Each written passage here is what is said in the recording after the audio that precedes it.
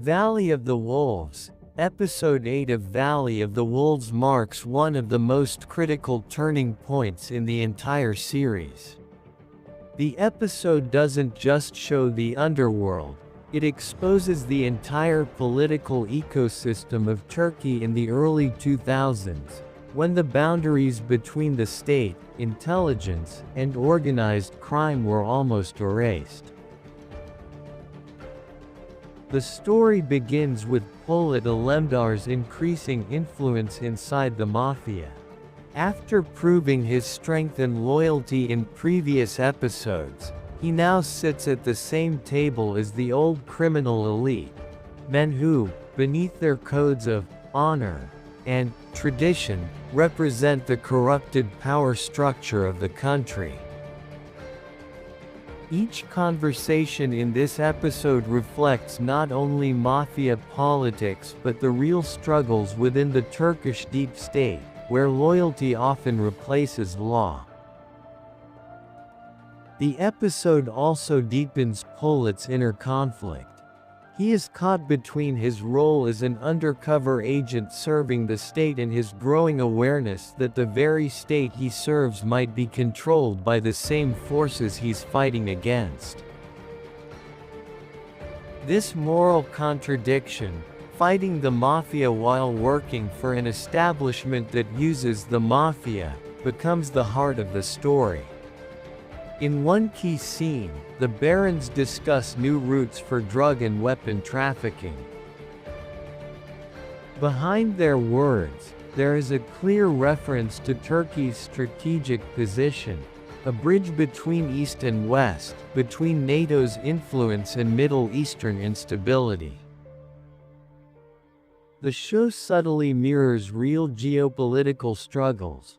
Western nations claiming to fight terrorism while indirectly profiting from it, and regional powers using chaos as a diplomatic tool. The Baron meetings in Episode 8 are direct metaphors for international conferences and political alliances. The faces change, but the structure remains. A few powerful men deciding the fate of millions, while justifying their actions in the name of national interest. Polat's silence throughout much of the episode is symbolic. His lack of reaction, his analytical stare, all show that he is beginning to see the system for what it truly is.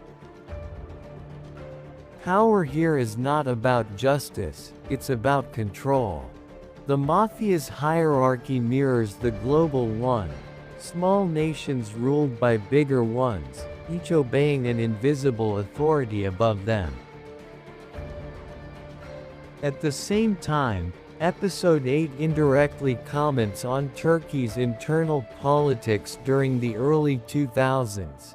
The tension between secular elites and the emerging new power class, the influence of the West in shaping Turkish policy, and the constant negotiation between independence and dependence.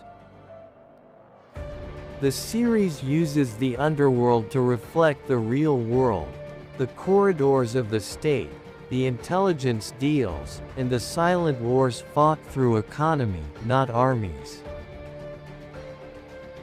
By the end of the episode, Polat begins to understand that true enemies are never the ones holding guns. They are the ones writing the laws, creating the systems, and defining who is a terrorist or a hero. Episode 8 of Valley of the Wolves therefore stands as a symbolic warning. A system built on hypocrisy will eventually collapse from within. The mafia is just a symptom. The disease lies deeper, in politics, in global alliances, and in the invisible hands that shape nations. The brilliance of this episode is that it doesn't just tell a story, it reveals a truth. What happens in the mafia's world is merely a reflection of what happens in the political one. Polat Alemdar, caught between both, becomes the embodiment of a generation seeking truth in a world where every truth is controlled.